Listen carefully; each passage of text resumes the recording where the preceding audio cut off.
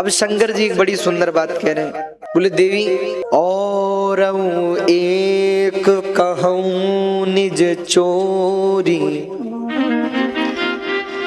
सुनु गिरिजा अति दृढ़ मति तोरी। और एक कहूं निज चोरी। शंकर जी बड़े भोले हैं ना, इसीलिए उनका नाम भोलेनाथ है। शिव जी बोले गिरजा और एक कहूं निज चोरी।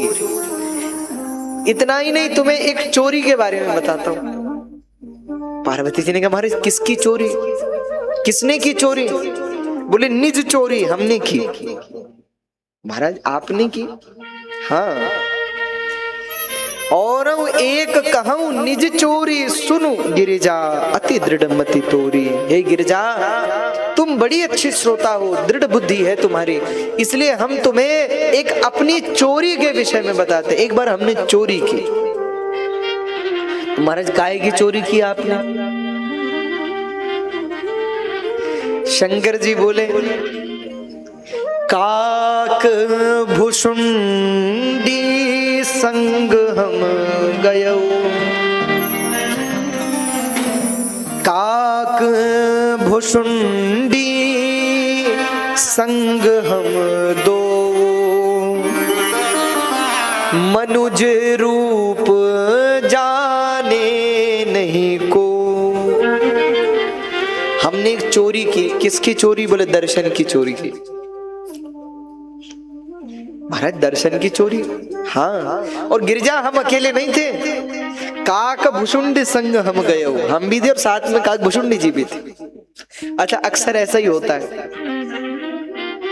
जब लोग अच्छा काम करते हैं तो कहते मैंने किया, और जब कोई गलती करते हैं तो माने मैं ही नहीं था, वो भी था, वो भी था, वो भी था। शंकर जी बोले काक भुषुंडी संग हम दो, मनुज रूप जाने नहीं को। हम दोनों गए अयोध्या में, किसके लिए? बोले राम लला का दर्शन करने के लिए। अच्छा महाराज तो शंकर जी अपनी कथा सुना रहे हैं। बोले एक बार हम और काक भुषुंडी जी गए।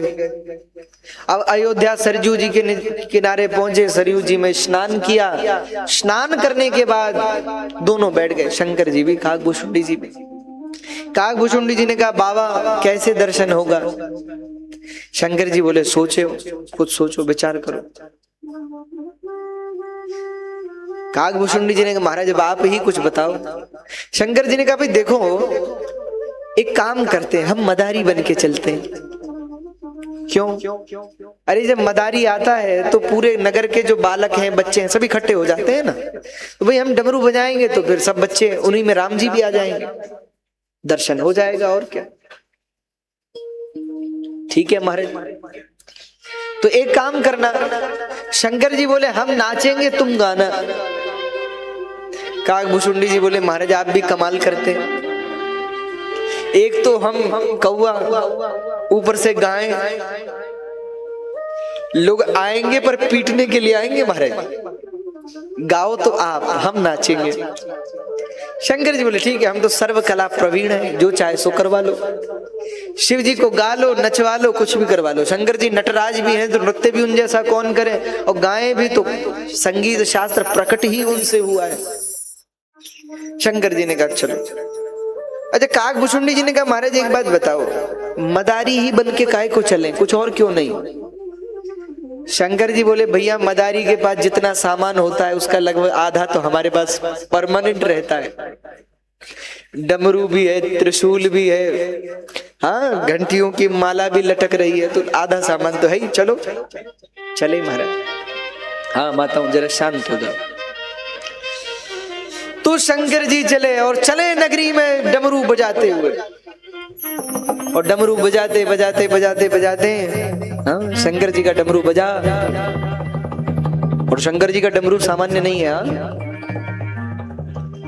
आप जो व्याकरण शास्त्र के विषय में सुनते हैं, ये संस्कृत शास्त्र के विषय में सुनते हैं, संस्कृत शास्त्र की उत्पत्ति भी भगवान शंकर के डमरू से हुई। बहुत पूर्व में एक आचार्य हुए, उनका नाम था महर्षि पाणिनि। पाणिनि जी ने वर्षों तपस्या की शंकर जी की, और शंकर जी जब प्रसन्न हुए तो शंकर जी ने अपना डमरू बजाया। नृत्तावसाने नटराज राजो ननाद डक्का नव पंचवारम उद्धर तु कामा सनकादि सिद्धो नेतद्विमर्शेन शिवसूत्र जालम। नृत्तावसाने नटराज राजो ननाद डक्का नव पंचवारम। जब पाणिनि जी ने बहुत तपस्या की तो शंकर जी ने जगत के कल्याण के लिए डमरू बजाया। कैसे? नव पंचवारम, पहले 9 बार बजाया, फिर रुके, फिर 5 बार बजाया। तो 9 और 5 कितना होता है? बोलो भाई। 14 बार भगवान ने अपना डमरू बजाया। तो 14 बार डमरू बजा तो भगवान शंकर के डमरू से 14 माहेश्वर सूत्र प्रकट हुए। जैसे आपके इंग्लिश में ए से लेकर जेड तक की वर्णमाला है, हिंदी में अ से लेकर और ज्ञ तक की वर्णमाला है, वैसे ही संस्कृत की अपनी वर्णमाला है, और वो वर्णमाला प्रकट हुई शंकर जी के डमरू से। शंकर जी ने डमरू बजाया तो 14 माहेश्वर सूत्र प्रकट हुए। जैसे ही डमरू बजा तो स्वर प्रकट हुआ। आयुन रीलिक एओंग एओ छय वरट लण यम गणनम जबय जबगड़ दस ख प छ ट त चट तौ कपय श सरहल इति माहेश्वराणि सूत्राण्यादि संज्ञार्थानि एषामन्त्यायितः। जब भगवान शंकर ने डमरू बजाया तो 14 सूत्र प्रकट हुए, और सुनते भी हैं तो लगता भी है कि जैसे डमरू बज रहा है। आयुन रील एओंग एओ छय वरट लण यम गणनम जबय जबगड़ दस ख प छ ट त चट तौ कपय श सरहल। भगवान शंकर के डमरू से ये स्वर प्रकट हुए। महर्षि पाणिनि ने इनको सुना और पाणिनि जी ने इनको लिखा, और आगे चलकर इन्हीं माहेश्वर सूत्रों से आज जितना भी संस्कृत वाङ्मय आपको देखने को मिलता है वो सब इन्हीं से निकला है। तो शंकर जी का डमरू सामान्य नहीं है। जैसे ही शंकर जी का डमरू बजा बस बालक इकट्ठे होने लगे। होता ही है भाई, मदारी जब डमरू बजाता है तो सब बच्चे इकट्ठे हो जाते हैं। काकभूषुंडी जी ने कहा महाराज चौराहे पर डमरू बजा के काम नहीं चलेगा, तो राजमहल के पास में डमरू बजाओ। तो शंकर जी चल भी रहे हैं, डमरू भी बजा रहे हैं, और चलते चलते राजमहल के आसपास पहुंचे, कौशल्या जी के भवन के पास। और शंकर जी ने जो डमरू बजाया, राम जी अंदर पालने में सो रहे थे। राम जी ने सोचा कि बताओ, शंकर जी अपना भला तो चाहते हैं पर हमारा भला नहीं चाहते। अरे हमारा दर्शन करके शंकर जी को तो आनंद होगा, पर बिना उनकी गोद में बैठे हमको कैसे आनंद होगा? इसलिए भैया ये काम तो बिगाड़ना पड़ेगा। तो जैसे ही शंकर जी ने डमरू बजाया तो चौकी परे पलना में प्रभु प्रहरी प्रतिशोध को धावन लागे। भाव धरे अनुराग भरे इन भागवतों को भगावन लागे।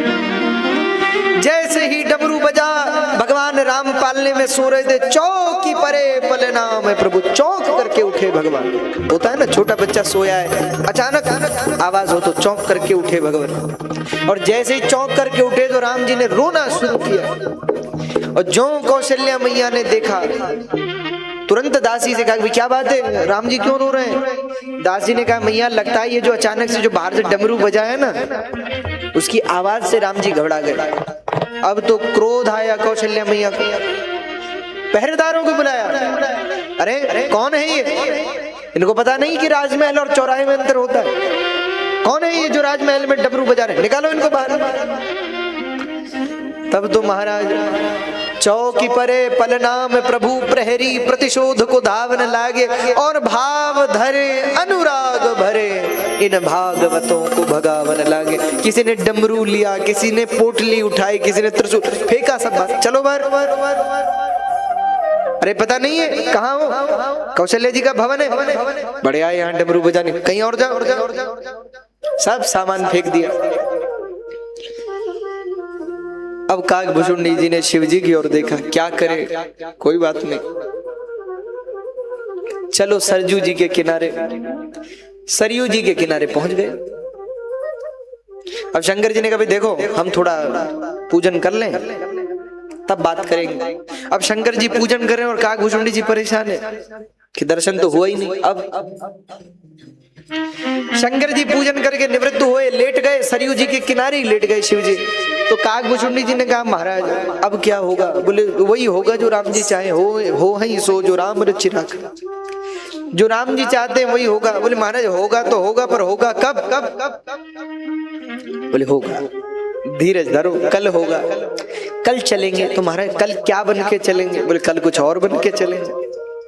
तो महाराज कब तक बनते रहेंगे? बोले जब तक राम जी मिल नहीं जाते तब तक बनते ही रहेंगे। देखो भरोसा पक्का होना चाहिए, हाँ, विश्वास।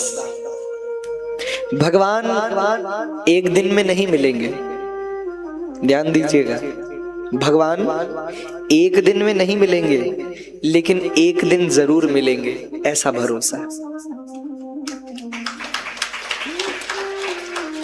तो शिव जी, और शिव जी तो है ही भाई श्रद्धा विश्वास रूपणो, शिव जी तो ठहरे विश्वास। सो गए। काकभूषुंडी जी को नींद नहीं आई, सुबह हुई, महाराज अब क्या बने? शंकर जी ने कहा कि देखो हमने एक बहुत अच्छी बात सोची है। क्या? एक काम करते हैं, ज्योतिषी बन के चलते। क्यों? बोले महाराज औरों को कोई पूछे ना पूछे, पर ज्योतिषियों को सब पूछते। हाँ, ज्योतिषियों की बड़ी पूछ है महाराज। आजकल तो एक नया हिसाब किताब ही चल पड़ा है, लोग महात्माओं के पास पहुंचते हैं, प्रणाम की, माला पहनाई, हाथ जोड़े। हाँ महात्मा कहे कि हाँ बताओ। महाराज बताओ नहीं तो क्या कुछ चाहिए? दे दे। नहीं नहीं महाराज जरा हाथ देख दीजिए हमारा। ले। अच्छा, हर व्यक्ति अपना भाग्य जानना चाहता है, हर व्यक्ति। क्यों भैया, क्यों जानना चाहते हो? अगर भाग्य जानना तुम्हारे लिए अच्छा होता तो भगवान भविष्य को छिपा कर क्यों रखते? अगर भगवान ने भविष्य को छिपा करके रखा है तो उसका कारण यही है कि वो जानने में भलाई नहीं है। अक्सर जो लोग थोड़ा बहुत भविष्य के बारे में जानते हैं वो दुखी रहते हैं, परेशान होते हैं, क्योंकि भविष्य को जानना एक बात और भविष्य को स्वीकार करना दूसरी बात। हम तो सबसे कहते हैं क्यों जानना चाहते हो भैया?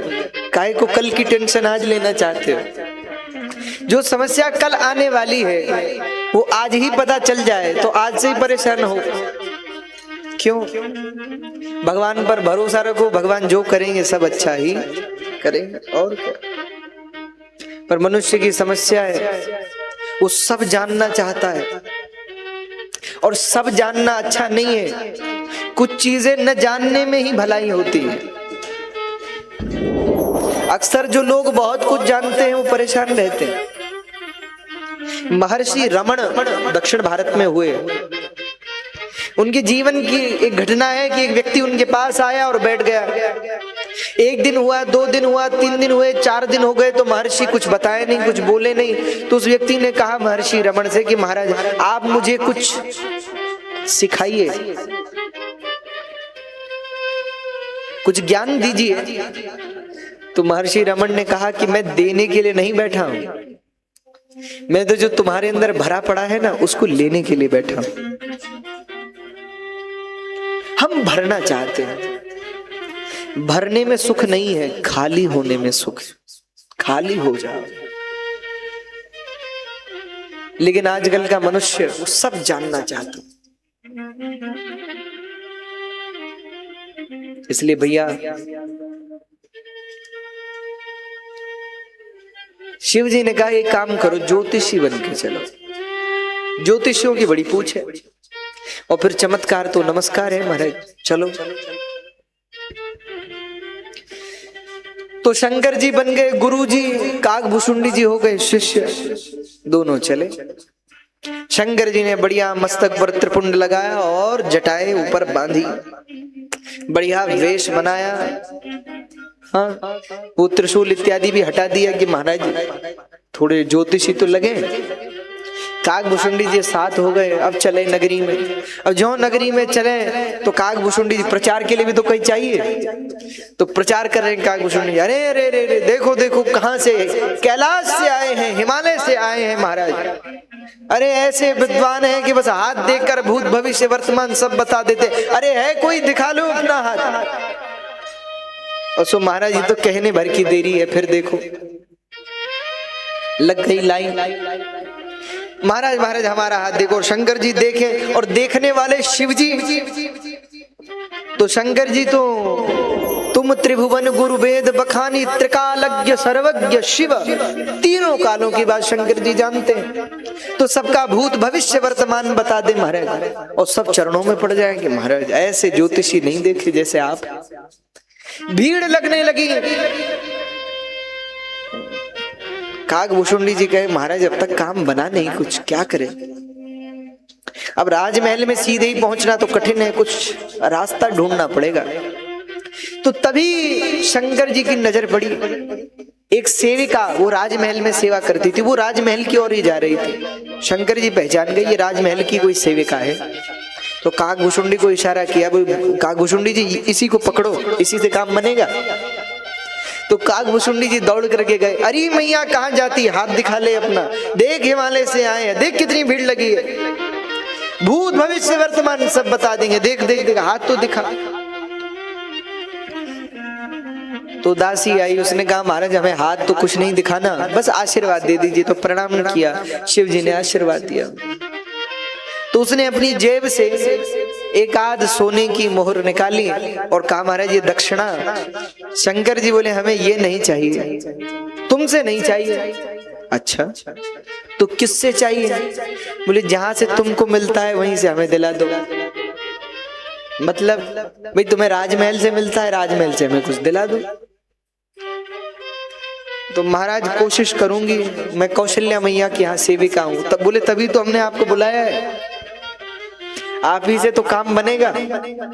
हाँ तो चलिए मेरे साथ चलिए। शंकर जी ने कहा काकभूषुंडी जी जल्दी चलो, यही बनाएगी काम। अब तो शंकर जी और काकभूषुंडी जी उस दासी के साथ पहुंचे राजमहल। जैसे ही राजमहल पहुंचे, अंदर जाने लगे तो दासी ने तुरंत रोका, रुक जाइए महाराज। शंकर जी बोले क्या हुआ? दासी ने कहा ये राजमहल है, धर्मशाला नहीं है कि जहां मर्जी वहां घुसे जा रहे हैं। अरे देवी तो आप ही तो हमको साथ लेके आई हैं। अरे बोले यहीं दरवाजे पर रुकिए, हम अंदर जाएंगी, बात करेंगी, पूछेंगी, अंदर से आज्ञा मिलेगी तब अंदर प्रवेश होगा, ऐसे प्रवेश नहीं होता यहाँ। ठीक है। अब शंकर जी और काकभूषुंडी जी द्वार पर बैठ गए, दासी चली गई अंदर। अब जो अंदर गई तो मैया ने कहा क्यों रे आज बड़ी देरी से आई है? दासी ने कहा री मैया क्या बताऊं, आज बाजार में बड़ी भीड़ है। क्यों? बोले महाराज आज एक ज्योतिषी आए हैं अयोध्या नगरी में। वो दासी कह रही है अवध आज आगमी एक आयो। आगमी मतलब होता है ज्योतिषी। अवध आज आगमी एक आयो। अवध आज आगमी एक आयो। अवध आज आगमी एक आयो। अवध आज आगमी एक आयो।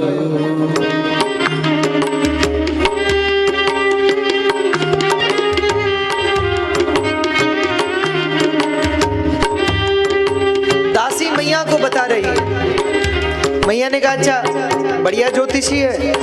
अरे मैया क्या कहूं, इतनी भीड़ लगी है, लाइन लगी है। अरे अयोध्या में चारों ओर सब हाथ जोड़े खड़े हैं, ऐसे ज्योतिषी क्या कहें, कहां से आए? अब दासी परिचय दे रही है, क्या नाम है, कहां से आए? तो दासी बोली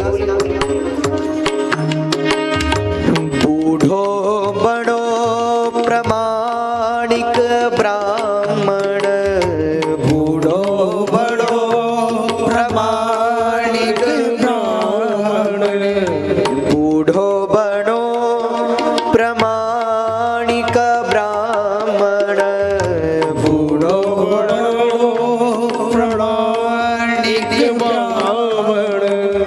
बड़े वृद्ध हैं, बड़ी बड़ी जटाएं हैं उनकी, और बड़े प्रामाणिक ब्राह्मण हैं, बड़े प्रामाणिक हैं। और नाम क्या है? तो नाम बता रही है दासी। बूढ़ो बड़ो प्रामाणिक ब्राह्मण, बूढ़ो बड़ो प्रामाणिक ब्राह्मण, शंकर नाम सुहायो, शंकर नाम सुहायो, हाँ शंकर नाम सुहायो, शंकर नाम सुहायो, अवध आज आगमी एक आयो, अवध आगमी एक आयो, अवध आज आगमी एक आयो, अवध आगमी एक आयो। बूढ़ो बड़ो प्रामाणिक ब्राह्मण, वृद्ध है, प्रामाणिक है, ब्राह्मण है, और शंकर नाम सुहायो। नाम क्या है? तो आचार्य पंडित श्री शंकर जी महाराज। अच्छा, तो मैया मैं तो कहती हूँ रामलला का हाथ दिखा दे, रघुनाथ जी का हाथ दिखा दो, आप तो लाला का हाथ दिखा दो, ब्राह्मण है, पता नहीं क्या बता दे। मैया ने कहा भाई बात तो तेरी ठीक है, जा बुला ला उनको। अरे मैया भाई यही दरवाजे पे है वो, हाँ हाँ बुला ला। अब दासी आई बाहर, जैसे ही दासी को शंकर जी ने और काकभूषुंडी जी ने देखा, दोनों बैठे थे उदास, दोनों उठ गए। क्या हुआ? तो दासी मुस्कुरा करके बोली, भाग्य खुल गए विप्रवर, चलो हमारे साथ, और राजमहल में देखिए श्री राम लला को हाथ।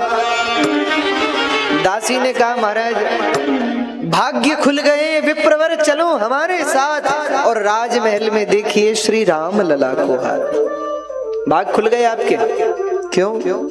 बोले मैया ने बुलाया है, और अब तो चलिए रामलला का हाथ देखिए। अरे बड़े खुश हो गए शंकर जी, काकभूषुंडी जी, दोनों उठे और दोनों चलने लगे। दासी ने कहा महाराज रुकिए रुकिए, अब क्या बात हो गई? लगता है आप पुरानी बात भूल गए। क्या? हमने पहले भी कहा था कि ये राजमहल है, धर्मशाला नहीं है। तो अरे महाराज एक जा सकते हैं, दोनों नहीं जा सकते, एक की आज्ञा है। तो अब देख लो आप कौन चलेंगे। तो ऐसा करो हमारे गुरुजी आप चलिए, और शिष्य शंकर जी बोले हाँ हम चलते हैं, और ये शिष्य बोले हाँ ये दरवाजे पे बैठेगा, इसको कुछ लड्डू पूड़ी दे देना, लड्डू पूड़ी खाएगा। अब काकभूषुंडी जी को तो बड़ा क्रोध आया कि कल से झोला उठा करके घूम रहा हूं, और दर्शन की बात आई तो कह रहे लड्डू पूड़ी खिला दो। तो काकभूषुंडी ने शंकर जी से, गुरु जी जरा एक मिनट किनारे पर आना। शंकर जी किनारे, हाँ। काकभूषुंडी जी बोले हम यहाँ लड्डू पूड़ी खाने आए। अरे महाराज ये कोई बात है, हम भी चलेंगे। शंकर जी बोले इसमें हम क्या करें, दासी मना कर रही है। अच्छा हम अंदर जाएंगे तो कुछ विचार करेंगे। काकभूषुंडी जी बोले महाराज अगर हम नहीं जाएंगे तो आप भी नहीं जाएंगे, और आप ज्यादा कहोगे तो हम सब बता देंगे कि ये कौन है, फिर हो गया दर्शन। फिर तो शंकर जी बोले रुक जाओ शांत रहो, अभी हम कुछ करते हैं। तो दासी से कहा, बोले देखो देवी अब मैं ठहरा वृद्ध, अब आंखों से दिखाई पड़ता नहीं, ये शिष्य है। अब शिष्य ये बालक है, बालक की आंखें बढ़िया है, तो हाथ की जो बारीक बारीक रेखा है वो ये देखता है। अब फल तो हम बताते हैं पर देखता ये। अच्छा तुम्हारा ये देखते हैं। काकभूषुंडी जी से कहा आप भी हाथ देखते हो? काकभूषुंडी जी बोले हाँ हाँ हमने गुरु जी से सब सीख लिया है। अच्छा तो फिर गुरुजी आप यहीं रहिए। काकभूषुंडी जी चले। काकभूषुंडी जी बोले हाँ हाँ हमने सब सीख लिया, गुरुजी की कोई जरूरत नहीं। तो वे गुरुजी वैसे भी वृद्ध हो गए, बाहर बैठेंगे, इनको लड्डू पूड़ी दे देना, हम चले। शंकर जी ने देखा कि ये अच्छा किया, हम तुम्हारा रास्ता बना रहे, तुमने हमारा ही रास्ता बंद कर दिया। काकभूषुंडी जी बोले और जो आपने पहले कहा वो? शंकर जी ने कहा भाई ऐसा मत करो, क्या करें। अब देखो गुरु लोगों के पास भी तो हर युक्ति होती है। अरे शिष्य कोई ज्यादा बुद्धिमान हो तो गुरु जी तो ठहरे गुरु जी फिर। हाँ, वो एक बड़ी प्रसिद्ध कथा है। एक बार एक गुरु जी ऐसे ही तखत पर बैठकर पूजन कर रहे थे शालिग्राम भगवान का। अब पूजन कर रहे थे तो पूजन करते करते करते देखा कि तुलसी तो है नहीं। तो एक शिष्य इधर बैठा, एक इधर बैठा। तो गुरु जी ने शिष्य से कहा, बोले देखो पूजन के लिए तुलसी चाहिए, तुलसी है नहीं, तुम तुलसी ले आओ। अब वो ठहरा बड़ा आलसी। उसने कहा कौन उठे कौन जाए? तो तुरंत गुरु जी से बोला, बोले गुरु जी हमें तो पता ही नहीं तुलसी होती कैसी है। अरे तुम्हें तुलसी का पता नहीं? अरे गुरु जी कभी आपने बताया ही नहीं, हमें कैसे पता होगा। अब दूसरा शिष्य घबराया कि अब तो हमको ही बोलेंगे। तो गुरु जी कुछ बोलते इससे पहले वो तुरंत बोला, क्यों रे तुझे ये पता नहीं कि तुलसी कैसी होती? उसने कहा नहीं। अरे जिसके पत्ते केले के पत्ते की तरह बड़े बड़े होते हैं तुझे पता नहीं? तुझे तुलसी का पता नहीं? अरे बड़ा सा पेड़ होता है आम के बराबर। अब गुरुजी उसकी ओर देखेंगे, तुम्हें भी पता नहीं? गुरुजी हमको तो कुछ ऐसे ही पता था। तो अब गुरुजी अब तो आपको ही जाना पड़ेगा, उठकर आपको ही कष्ट करना पड़ेगा। अब गुरुजी भी ठहरे गुरुजी, वो भी उन्हीं के गुरु थे महाराज। गुरुजी बोले अच्छा तो तुम्हें तुलसी का पता नहीं? बोले नहीं। अच्छा चलो तुलसी का पता नहीं पर तखत तो उठा सकते हो। अब ऐसा करो हम उठ सकते नहीं, तुमको पता नहीं तो तखत उठाओ। तखत उठा के बगीचे में ले जाओ, वहीं बताएंगे कौन सी तुलसी है। लो महाराज अब तो तखत पे लगे।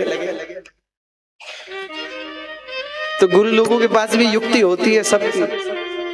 अब शंकर जी ने देखा कि काकभूषुंडी जी जा रहे हैं दासी के साथ, अब हमारा क्या? तो शंकर जी तुरंत बोले बैठे बैठे जाओ जाओ, काम नहीं बनेगा। क्यों? अरे इसको अभी अच्छे से हमने सब चीज नहीं समझाई है। अरे रेखा देखता ये है पर फल तो हम बताते हैं, बिना हमारे क्या होगा? जाओ जाओ, नहीं बनेगा काम। दासी ने कहा महाराज ये तो अब बड़ी गजब हो गई, चलो चलो दोनों ही चलो आप। अब तो शंकर जी तुरंत उठे, काकभूषुंडी जी उठे, दोनों चले राजमहल में पहुंचे। जैसे ही राजमहल में पहुंचे मैया ने दोनों के चरण धुलवाए, आरती उतारी, भेंट दक्षिणा दी, प्रणाम किया, बिठाया और कहा महाराज अब हमारे लाला का जरा हाथ देख दीजिए। तो राम जी को पालने से उठाया और शिव जी की गोद में दे दिया। अब बाल राम जी साक्षात शंकर जी की गोद में और राम जी का हाथ दे दिया काकभूषुंडी जी के हाथ में। अब जैसे ही शंकर जी की गोद में राम जी आए तो शंकर जी की तो आंखें बंद हो गई, और जैसे ही हाथ गया काकभूषुंडी जी के हाथ में तो काकभूषुंडी जी की दोनों आंखें खुल गई। अब तो महाराज दोनों चित्रित से हो गए, चित्र जैसे स्थिर हो गए। शंकर जी ने आंख बंद कर ली, काकभूषुंडी जी ने दोनों आंखें खोल ली, दोनों अटक गए महाराज। अब तो 5 मिनट हुआ, 10 मिनट हुआ, 15 मिनट हुए। मैया ने दासी की ओर देख के कहा अरे बोले कहती थी बड़े अच्छे ज्योतिषी हैं, गूंगे बहरों को कहां से ले आई? एक आंख खोलता नहीं, एक आंख बंद करता नहीं, इनको कहां से ले आई? राम जी ने कहा भैया ऐसे तो कैसे चलेगा। तो शंकर जी की जटा लटक रही थी, सो खींची राम जी, ध्यान खुला, आंख खुली। मैया बोली महाराज कुछ बताइए। शंकर जी बोले मैया पहली बात ये जैसा दिख रहा है जब इसका जन्म हुआ तो ये ऐसा नहीं था। मतलब महाराज बोले जब ये आपके सामने प्रकट हुआ होगा तो ये ऐसा नहीं था जैसा दिख रहा है। मैया ने कहा भैया ये तो बड़ी गुप्त बात है, इनको कहां से? लगता है बड़े अच्छे ज्योतिषी। हाँ महाराज। और अब शंकर जी ने बताना शुरू किया, बोले मैया बहुत भाग्यशाली है त्रिभुवन में ये राज्य करेंगे, चक्रवर्ती महाराज दशरथ से भी बड़े सम्राट बनेंगे। और बोले कुछ दिन में एक महात्मा आएंगे इनको लेने के लिए, तो आप दे देना। मैया ने कहा हम काहे को देंगे महाराज, हम नहीं देंगे, अपने लाला को महात्मा को काहे को देंगे, पता चले महात्मा ही बना दे तो। शिव जी बोले महात्मा बनाने के लिए नहीं ले जाएंगे, विवाह करवाएंगे इनका। मैया ने कहा अच्छा महाराज, तो वो तो कल ही आ जाए, तो हम तो कल ही दे देंगे।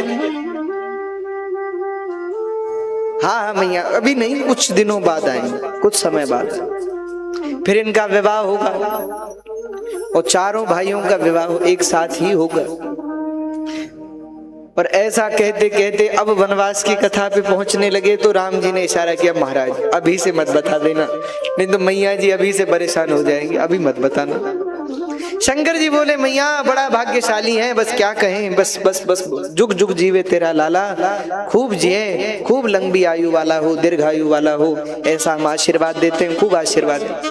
शंकर जी गदगद हो गए, मैया ने खूब भेंट दक्षिणा दी, राम जी का दर्शन भी हो गया, गोद में भी राम जी बैठ गए। शंकर जी के तो आंखों से आंसू बहने लगे, काकभुशुंडी जी की आंखों से आंसू बहने लगे।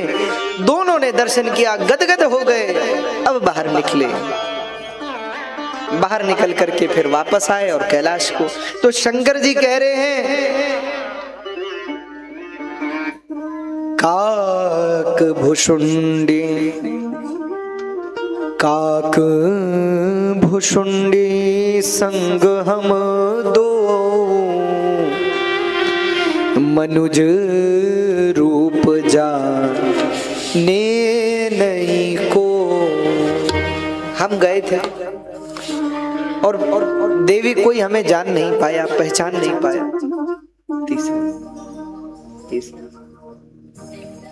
अच्छा शंकर जी सुना ही रहे थे पार्वती जी को, तो पार्वती जी ने कहा कि महाराज इसका मतलब अगर वो दासी नहीं होती तो आपको दर्शन नहीं होता।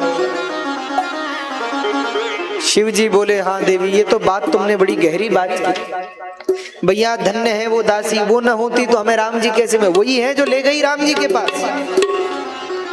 हम तो आज तक उसका धन्यवाद करते हैं उस दासी का कि धन्य हो वो दासी जिसने हमें राम जी से मिलाया। कहते हैं पार्वती जी मुस्कुराई। शंकर जी ने कहा आप क्यों मुस्कुरा रही हैं? बोले महाराज दासी को अब तक नहीं पहचाना। शंकर जी ने कहा मतलब? बोले हम ही आई थी दासी बनकर। क्यों? बोले जब हमने देखा कि आपके तो डमरू त्रिशूल सब फेंक दिया पड़े हैं सरयू जी के किनारे, तो हमको लगा कि भैया क्या होगा, अब ऐसे तो राम जी मिलेंगे नहीं, बिना शक्ति के भगवान कहाँ मिलते हैं। हाँ? तो इसीलिए हम ही आई थी महाराज। अब आप तो हमको ले जाना भूल गए, हमको छोड़ के गए, पर हम जानते थे बिना शक्ति के कोई कार्य हो सकता है क्या? अरे बिना शक्ति के तो शिव शव के समान है, शक्ति से ही शिव है। तो शंकर जी ने गिरिजा जी को बार बार वंदन किया, धन्यवाद देवी आपका, और अगली बार कभी ऐसा जाएंगे तो आपको लेके चलेंगे। ठीक है हमारे। अब तो रघुनाथ जी थोड़े थोड़े बड़े हो रहे हैं। श्री वशिष्ठ जी महाराज भगवान का नामकरण करने के लिए आए। तब देश